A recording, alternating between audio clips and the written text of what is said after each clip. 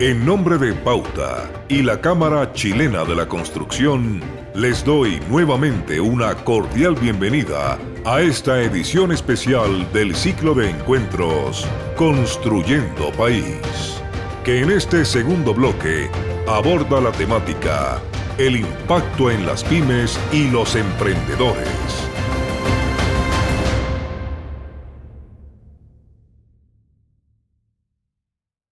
Buenos días, Cristian. Muchísimas gracias. Muy interesante todo lo que hemos oído. Lo que pretendemos en este nuevo bloque es tener testimonios de la gente que trabaja y que intenta hacer negocios en esta zona, en estas condiciones. Y contamos con tres invitados que pensamos que nos van a dar una panorámica bastante completa de lo que es trabajar hoy día en la zona.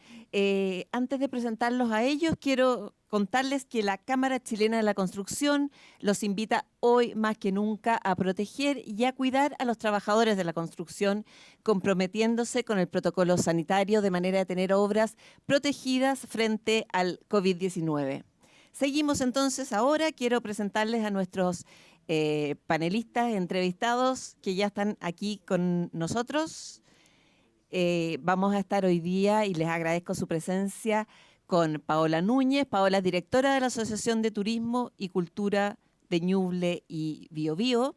Vamos a estar con René Muñoz, presidente de la Asociación de Contratistas Forestales, y con Jaime Huenchuñir, que es el presidente de la Confederación Económica Mapuche.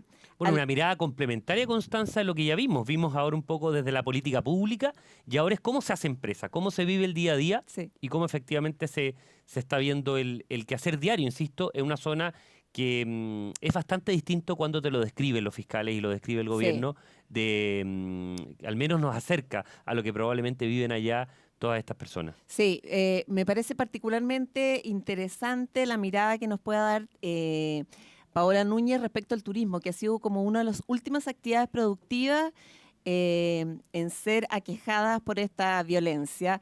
El otro día nos contaba fuera de micrófono que en los lagos Lanalhue y Yeuyeu, en que había una serie de complejos, desde pequeñas cabañas hasta complejos un poco mayores, turísticos y hoteleros, realmente el fuego intencional las ha barrido.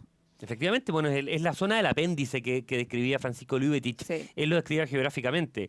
Uno, la octava región, quizás la quinta región es algo parecida en términos de geografía, pero efectivamente cuando uno baja de la zona de Concepción, de Lota de Coronel, hay un apéndice que tiene una longitud de cerca de 150 o 200 kilómetros de lo que está, ¿no es cierto?, cerca de Isla Mocha, donde está Cañete, donde efectivamente está el lago Lanalhue y un poco más al sur el lago Yeuyeu. Y efectivamente toda esa zona, algunas partes se pasan efectivamente a la novena, pero es una zona principalmente concentrada administrativamente por la octava. Y es una zona que Francisco Lubitich planteaba, el ex fiscal de la Araucanía, como una zona de nadie, porque tiene un desarraigo importante administrativamente y también un desarraigo también social. Entonces, y ahí está una de las partes más complicadas y siempre más conflictivas en materia de pobreza, en materia de violencia, lamentablemente ahora. La parte turística se ha visto muy afectada, zonas donde efectivamente antes había un turismo bien boyante en eso, hoy se han producido quemas importantes de muchos activos, muchas inversiones de pequeños y medianos empresarios dedicados al turismo. Y lamentablemente esta violencia está subiendo a zonas que anteriormente no lo ocupaban o no la habían visto. Sí, actividades productivas que se habían visto semi salvadas de esta ola de violencia y de fuego, literalmente. La mirada de Jaime Huenchuñir también es súper interesante. Exacto. Vamos a preguntarle a él porque Jaime además vivió en Colombia durante 2 años y ha seguido muy de cerca el propio proceso de violencia que vivió ese país a raíz de narcotráfico, FARC y etcétera. Él tiene una mirada interesante sobre las posibles similitudes que existan en el proceso de nuestro país, en la macrozona sur, y lo que se haya vivido también en Colombia. Ya estamos en contacto entonces con nuestros 3 entrevistados de hoy. Muchas gracias, Cristian. Chao, Sansa. Nos vemos. Paola Núñez, repito, directora de la Asociación de Turismo y Cultura de Ñuble Biobío, René Muñoz, presidente de la Asociación de Contratistas Forestales, y Jaime Guanchuñir, presidente de la Confederación Económica Mapuche. A los tres les doy la bienvenida y les agradezco que estén hoy día en este seminario. Les doy la bienvenida y les agradezco en nombre de Pauta y en nombre de la Cámara Chilena de la Construcción. Hola, buenos días, Constanza. Gracias a ti por la invitación. Quiero partir porque cada uno de ustedes nos haga un breve como estatus de la actividad productiva en la que están involucrados.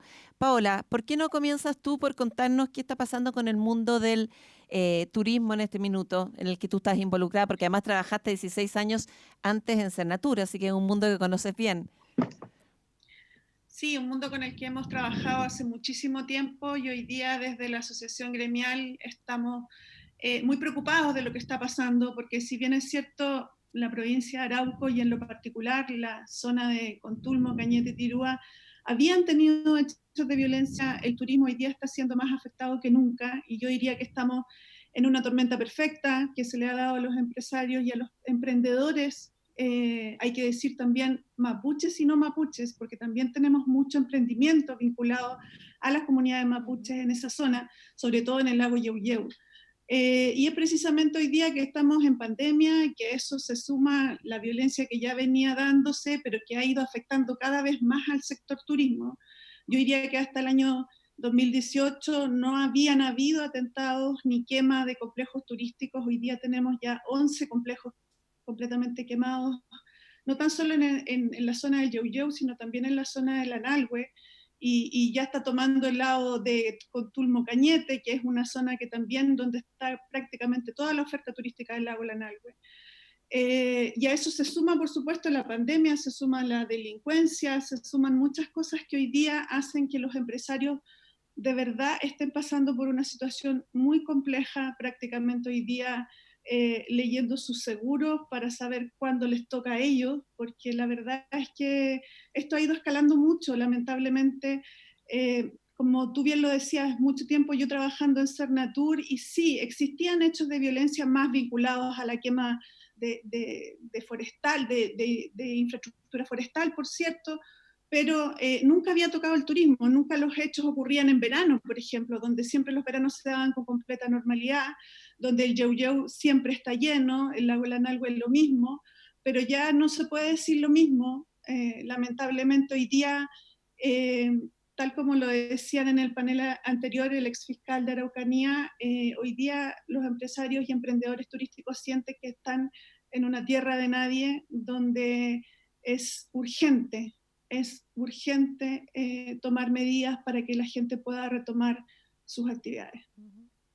En el caso tuyo, René, la violencia los ha aquejado hace más tiempo, ¿no? Digamos que hay un punto de quiebre que fue el año 97 cuando se queman los 3 primeros camiones en Lumaco, me parece que fue, y aparece como en escena la CAM. Cuéntame un poco, cuéntanos en qué estatus están hoy día. Veíamos en la introducción del seminario que están sufriendo la quema en promedio están sufriendo 3 atentados mensuales en promedio. Bueno, a diferencia un poco de lo que dice Paola, nosotros venimos desde el año 97 arrastrando esta violencia con distintas intensidades, pero finalmente en estos últimos 7 años ya se ha mostrado en lo que la verdad es algo que nos está oprimiendo, que nos lleva, la verdad, a condiciones de trabajo que no son las adecuadas para nuestros trabajadores y para nuestros empresarios.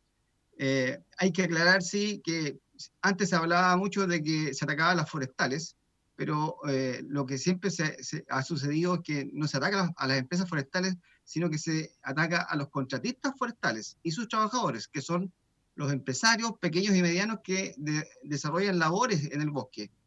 Te quiero contar, por ejemplo, que en el caso nuestro tenemos 115 empresarios comprometidos que han sido y que han sufrido estos atentados. Por lo tanto, hay aproximadamente 12.000 trabajadores comprometidos más sus familias.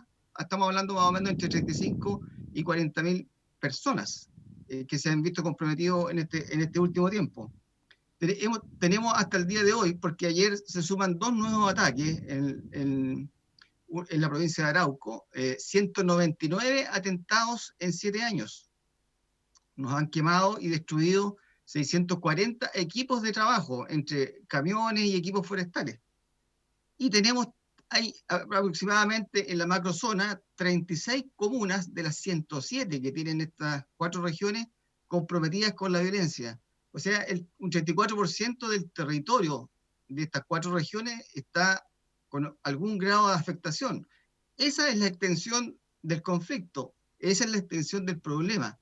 Es un gran problema que, visto desde Santiago, cómodamente sentado detrás de un escritorio, no se dimensiona la real cuantía, lo que significa, lo que le significa a los trabajadores hacer su trabajo diariamente en una condición que están expuestos a ser golpeados, baleados, secuestrados, son atados de manos, son vejados, les roban sus pertenencias.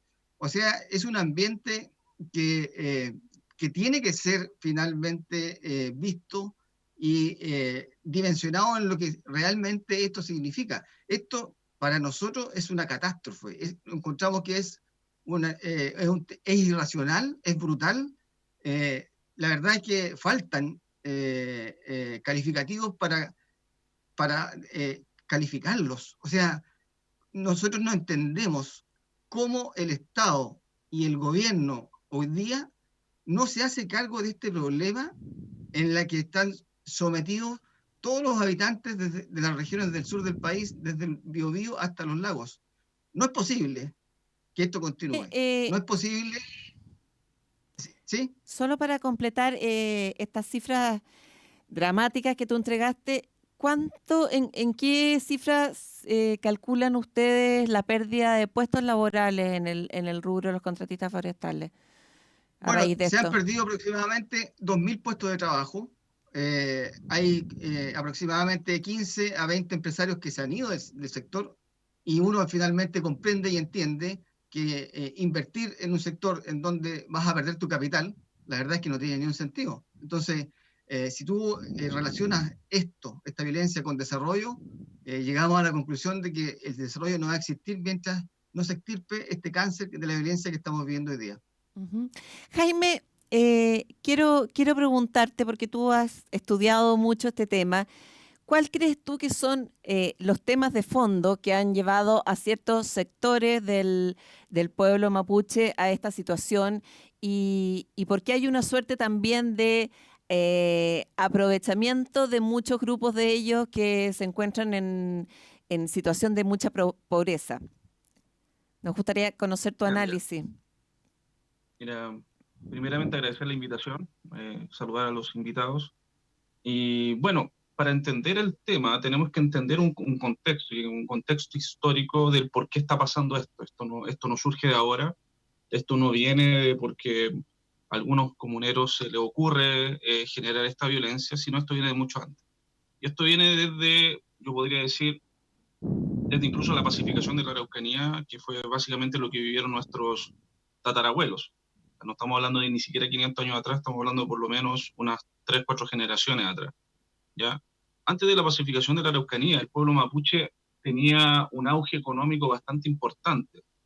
¿Ya? Tenía un comercio bastante fluido, era un pueblo bastante comerciante, era uno de los mayores productores de carne del continente, mayores exportadores de la textilería, etcétera, y había un auge económico bien importante.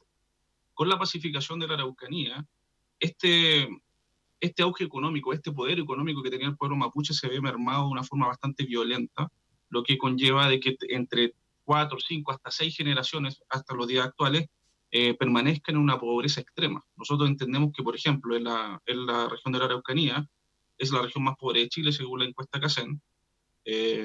Cuando tú ves la renta media nacional versus la renta media de la región, tú ves que la renta media de la región es el 60% de la renta media nacional. Y cuando tú lo ves dentro del pueblo mapuche, cae aún más, cae como el 40-44% aproximadamente de la renta media nacional, que ya no es gran cosa.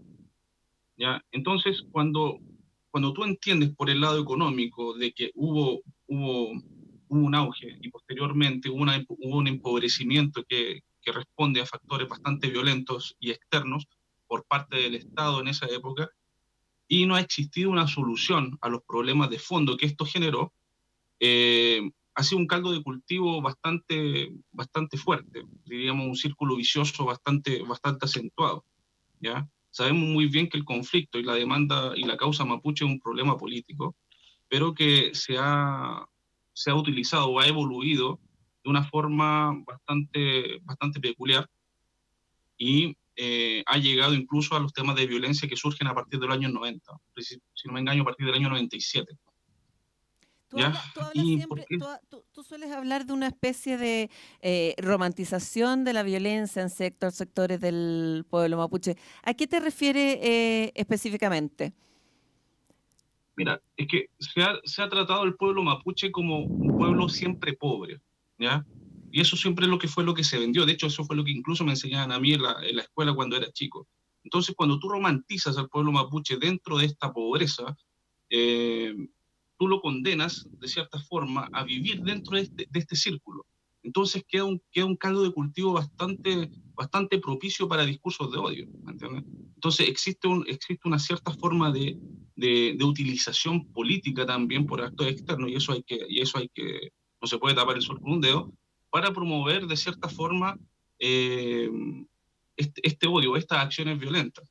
Si tú ves que hay gente dentro del pueblo mapuche que vive en la extrema pobreza en sectores rurales, y llega gente diciéndole de que esa situación no es culpa de ellos, sino es culpa de actores externos o factores externos, es muy fácil tú convertir ese sentimiento en algo violento, ¿ya?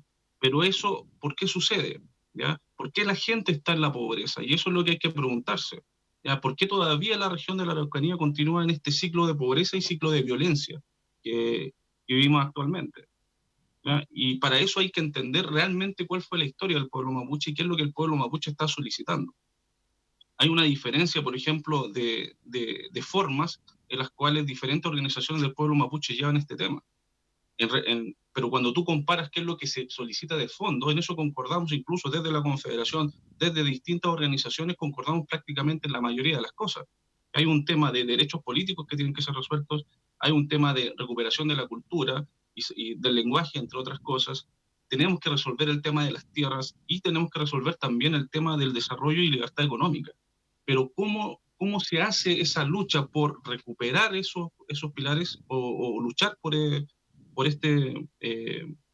por esta causa? Es donde nosotros nos diferenciamos. Por ejemplo, nosotros desde la Confederación no concordamos ni avalamos ningún tipo de violencia. Nosotros estamos por el desarrollo y la libertad económica. Y hay una serie de otros líderes mapuches que han existido desde los años 90 en adelante que se han ido por otros temas, por ejemplo, con los derechos políticos, como la restitución de las tierras y la recuperación incluso de la cultura, ¿ya? Pero si hay algo que caracteriza también este tema del por qué todavía no se resuelve, es por la falta y la inoperancia del Estado. Y esto no me estoy refiriendo a un gobierno en específico, me refiero a casi un modus operandi de la clase política en general de intentar ignorar el problema y pensar de que con ignorar el problema desaparece. Pero podemos ver que no desaparece, por el contrario, se agrava, ¿ya? Jaime, Entonces, mientras no se resuelva el problema de fondo, lamentablemente no vamos a llegar a ninguna parte. De hecho, vamos a ver que esto se va a agravar cada vez más. Jaime, quiero ir al punto de los jóvenes mapuches, que es una realidad que tú conoces bien y que unido al tema de la pobreza y a este discurso en que se ocupan las situaciones para generar un discurso más de odio, ¿te parece que haya jóvenes de la etnia mapuche que estén siendo utilizados por ciertos líderes o incluso aprovechándose de sus malas situaciones económicas, que estén recibiendo plata para participar en ciertos atentados y actos de violencia?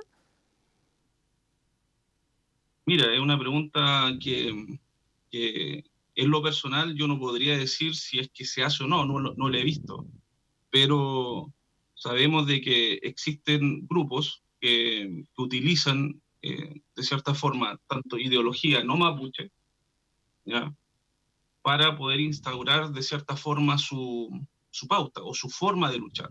Y en eso el pueblo mapuche es bastante claro, y hay una cosa que nosotros no transamos, que es la autodeterminación de los LOF. ¿Qué es un LOF? Es básicamente un clan familiar, ¿ya?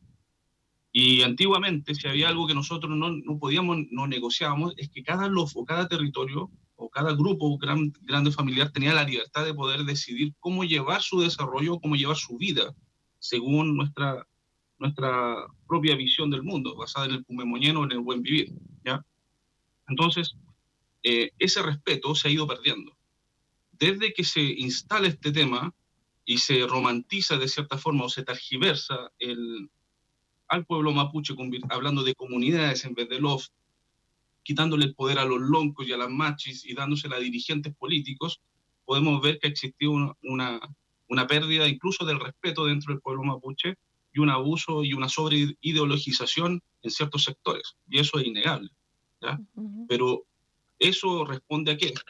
Nuevamente a una falta de responsabilidad política de todos los actores del Estado para poder sentar a la mesa y a todos los actores y plantear una solución concreta y de trabajo y una serie de acciones para resolver estos temas. Y eso no ha existido.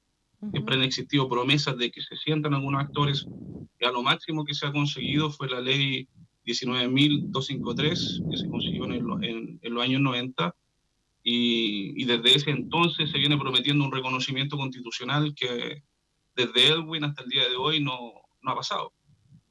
¿Entiendes? ¿Y por qué es importante ese reconocimiento constitucional? Porque es fundamental para poder generar soluciones en materia de derechos políticos, en materia de recuperación de la cultura, en materia de desarrollo económico y libertad económica, entre otras cosas. Perfecto, muchas gracias, Paola. Quisiera volver contigo porque me quedó dando vuelta que tú mencionaste que en este minuto el nivel de desesperación de los empresarios turísticos es tanto que ya están mirando las pólizas de sus seguros porque saben que son los siguientes en la lista. ¿Hay un temor real porque se arranquen las inversiones en el rubro del turismo en la zona? O sea, sin duda que sí. Y yo creo que hoy día la región del Biobío y en particular en lo que significa el turismo, hay que recordar que hoy día son 33 comunas, antes éramos 54 comunas, Ñuble ya es región, y la potencialidad del turismo que hay hoy día en Biobío estaba puesta en la provincia de Arauco. Y hay que decir que del total de establecimientos de alojamiento, el 31,5% de esos establecimientos están en la provincia de Arauco, están en Cañete, Contul, Motirúa. Entonces, la oportunidad o la expectativa que había de los empresarios con la división de las regiones en materia de avanzar en turismo, hasta hace 3 años los empresarios estaban gestionando la presencia de operadores franceses que estaban interesados en venir a conocer experiencias ancestrales con las comunidades de los lagos Lanalhue y Yeuyeu. Entonces el vuelco ha sido demasiado abrupto en muy poco tiempo. Y de verdad yo creo que el turismo puede ser un pivote de desarrollo, un pivote de unión, de conversar, pero para eso hay que co-crear con las comunidades. En mi experiencia en el trabajo, cuando me tocó liderar Cernatur, aprendimos que las comunidades tienen una forma particular en que quieren mostrar su cultura y no podemos diseñarla desde el escritorio. Desde el escritorio, desde Santiago, desde las políticas nacionales, a lo mejor ven el turismo como un ejemplo, lo que ocurre en San Pedro de Atacama o lo que ocurre en Isla de Pascua en materia de turismo. Y eso es precisamente lo que las comunidades, al menos de la región del Biobío, no quieren hacer. No quieren turismo masivo, quieren mostrar su cultura como ellos la viven en su cotidianidad en comunidad. Y para eso hay que co-crear este diseño de producto turístico con ellos. Y yo creo que ahí un poco el Estado ha fallado y ahí un poco ha faltado, porque creo también, y cuando tú preguntas por los jóvenes, yo tengo una visión de jóvenes que hoy día, jóvenes mapuches que sí estudian, que sí, muchos interesados en turismo, que estudian técnico en turismo, que estudian ingeniería de administración turística, porque quieren ayudar a sus padres a desarrollar y ven en el turismo un modelo de desarrollo muy interesante y es una alternativa. Pero hay que acompañarlos respetando la cultura y la como visión mapuche que ellos quieren mostrar y como ellos la quieren mostrar. Y creo que ahí nosotros nos falta mucho para aprender todavía, porque vamos con los modelos diseñados desde lo que nosotros creemos que hay que hacer. Perfecto. René, el ex fiscal Luetich hablaba de falta de voluntad política, el ex fiscal Andrés Cruz hablaba de indolencia.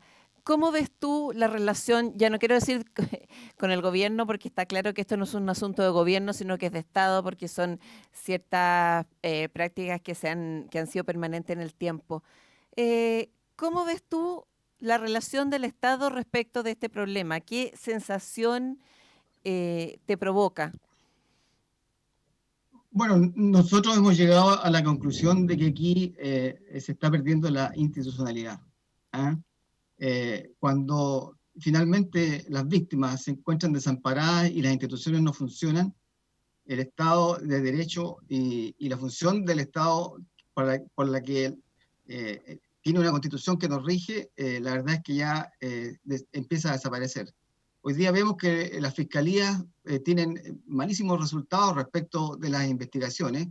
En el caso nuestro, de 199 atentados a contratistas forestales, solamente hay 2 que están resueltos, en donde hay detenidos, procesados y condenados. O sea, estamos hablando del 1% de eficiencia. Cuando vemos que las policías actúan, como lo hablaba recién el fiscal Cruz, ex fiscal Cruz, respecto de las órdenes que ellos reciben, de no ir a algunas comunidades, porque son órdenes de sus autoridades superiores. Cuando vemos que el Poder Judicial actúa sin un criterio definido y en el fondo casi uno pudiera pensar que simpatizan con la causa, y cuando vemos que finalmente el Poder Legislativo traba y le pone problemas al avance de las leyes que pudieran apoyar el control del problema que tenemos hoy día de violencia, ahí uno necesariamente tiene que llegar a esa conclusión. O sea, Estado hoy día no existe. Las víctimas están en un estado de abandono total, porque no se puede recurrir a ellas porque no prestan el servicio para el cual fueron creadas. Entonces, esa es la situación, sí, se entiende súper bien. ¿Y qué miradas tienes tú de los negocios ilícitos que se han ido produciendo en la zona a raíz de esto? Conocemos el abigeato, pero también se ha ido desarrollando una suerte de industria de receptación de animales robados, de vehículos robados, hay tráfico de droga. ¿Cómo ves tú ese panorama? ¿Cómo lo viven ustedes en el día a día? Bueno, la falta de institucionalidad es el caldo de cultivo para que estos grupos se empiecen a unir. Si en el fondo la anarquía se transmite a todo nivel, pues entonces se empiezan a juntar estos grupos radicales con delincuentes, con traficantes, y llegamos, como lo dijo recién también la Paola, a la tormenta perfecta, en donde todo este tipo de negocios ilícitos, en el fondo, ayudan a financiar este negocio, porque este negocio, en el fondo, es un negocio. Aquí hay financiamiento externo que mueve toda una maquinaria que usa una causa que puede ser legítima o no legítima del pueblo mapuche para, en el fondo, llevar agua, como se dice, al molino de ellos. Y ellos van a mantener eso porque finalmente les entregan los recursos que ellos necesitan.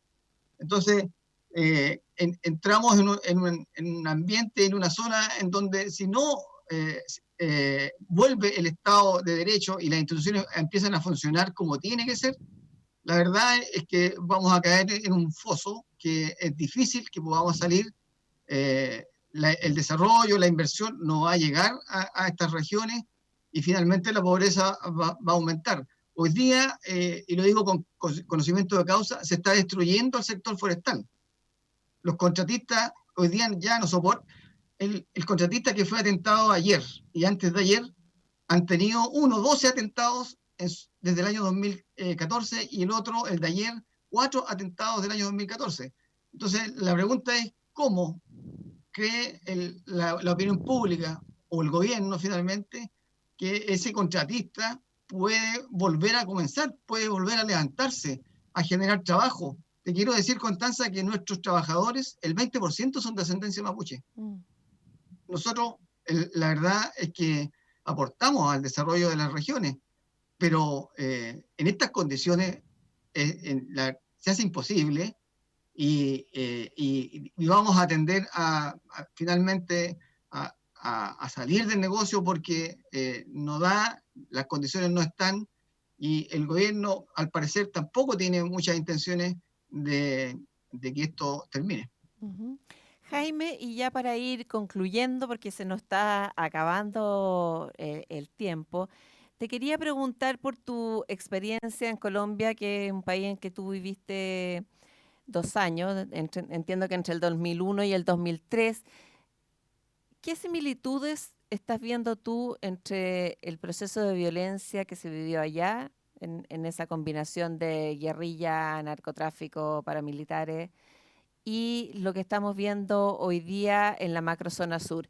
¿Qué similitudes ves que te asusten, digamos, que te hagan preocuparte? Ya, primero dejar claro de que el proceso de las FARC en Colombia y lo que sucede allá es bien diferente de lo que pasa acá, ¿ya? Pero sí me he levantado cuestionamientos de lo que puede venir visualizando lo que está pasando allá. Sabemos muy bien que también lo que pasó allá comienza también con un tema político que también fue ignorado por el Estado y llegó a lo que todos conocemos como el conflicto armado en Colombia, y que hasta el día de hoy incluso perdura, ¿ya? Y que tuvo un atisbo de solución con un reciente intento de acuerdo de paz. Pero, ¿qué similitud uno podría ver en eso?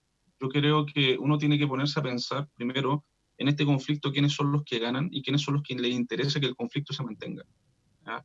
Más que dar respuesta, yo me hago cuestionamientos para poder pensar en relación a lo que uno observa, por qué hay gente que le interesa de que esto se mantenga.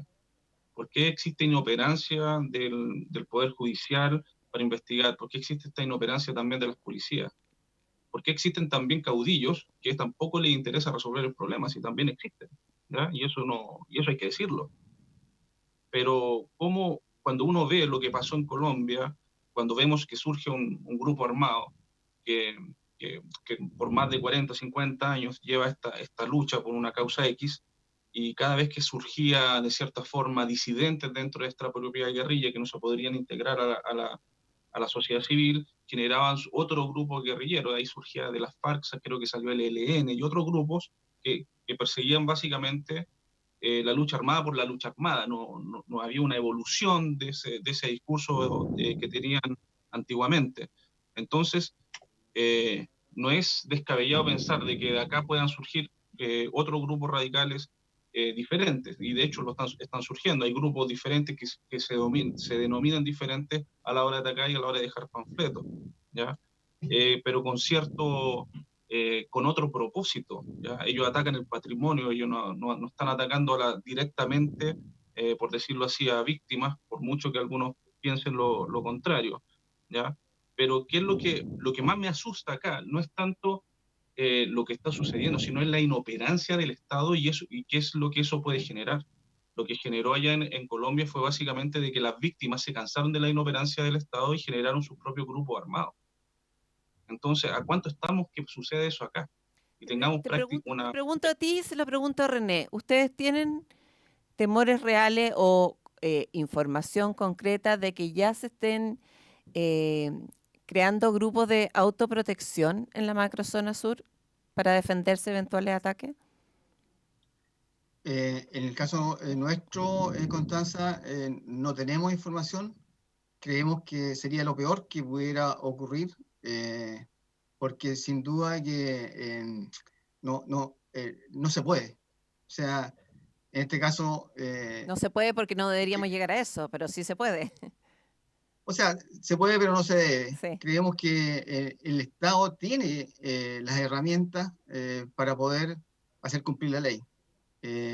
Yo creo que hay estados excepcionales de control del orden público que se tienen que aplicar.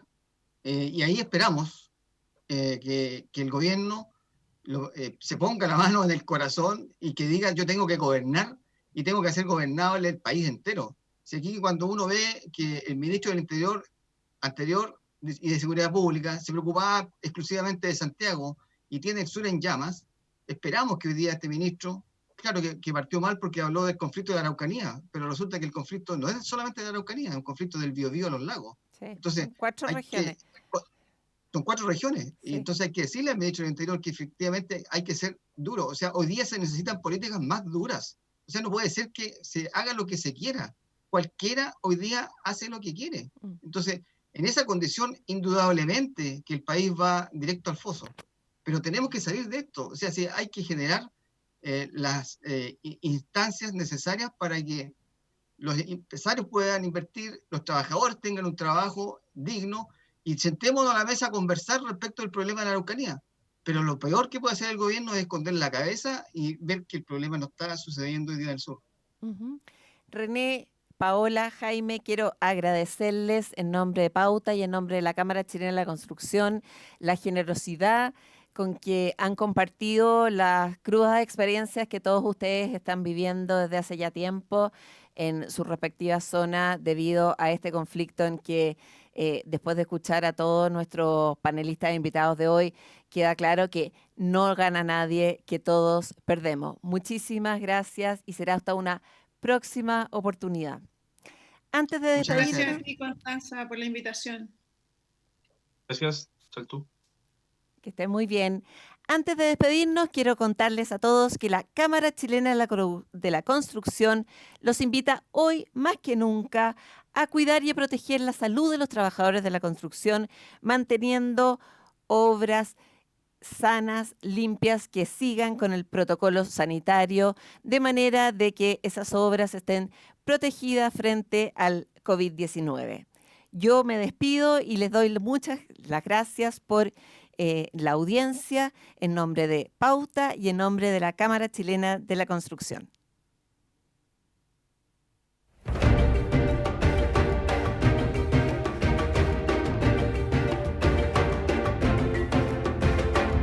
Esto fue una edición especial del ciclo Construyendo País.